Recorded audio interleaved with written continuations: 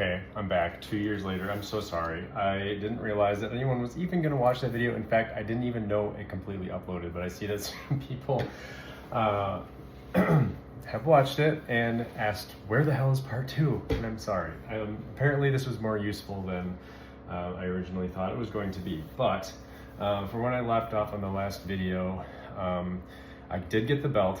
And you do wrap it around the bottom plate and that little white turny thing. What do we have on here, by the way? Iron and wine. So I don't think I ended up putting on that clip. I did keep it just in case. It's just sitting in there. But anyway, it was really easy.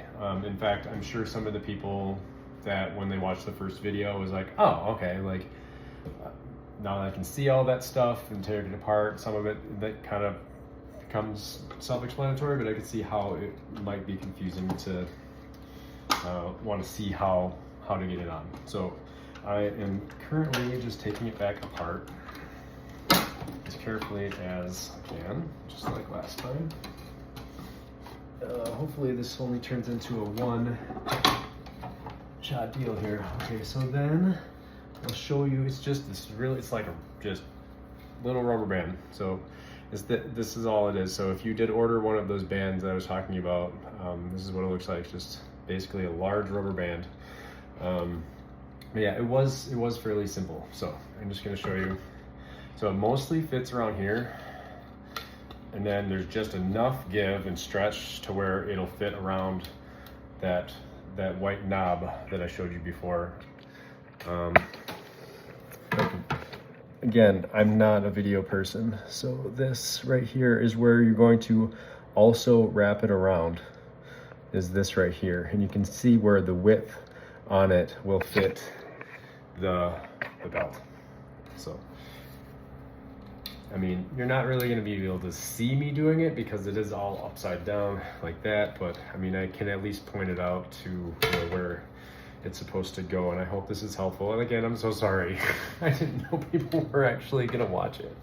I don't do this kind of stuff, but I mean, you know, it's the little videos like this that people don't think to make, I guess. And when you can find just about everything on YouTube, I guess it'll just be one of those little gems for people to find when they need it, if these things survive any longer.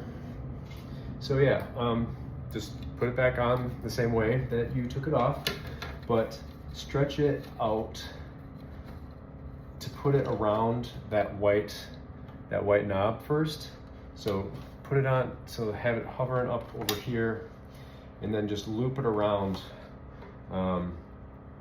that white knob underneath the head so it catches. Just make sure it's not twisted. I'm assuming you don't want it twisted. So then once that's on, like that, then just press it down in the middle, just like that.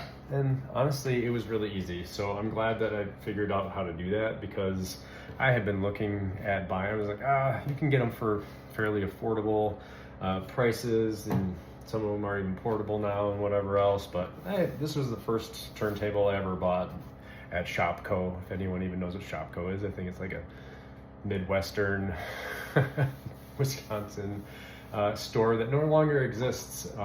But anyway, so yeah, this thing's like probably 15 years old or so, and it still works. I mean, there's nothing wrong with it. It has the CD deck and the tape deck on the side, and I just load it with stickers. I had to resort to the inside, but yeah, anyway, I hope that helps. And again, I apologize if I come up with any other video ideas and there's parts to them. I'll make sure that I actually do a follow through.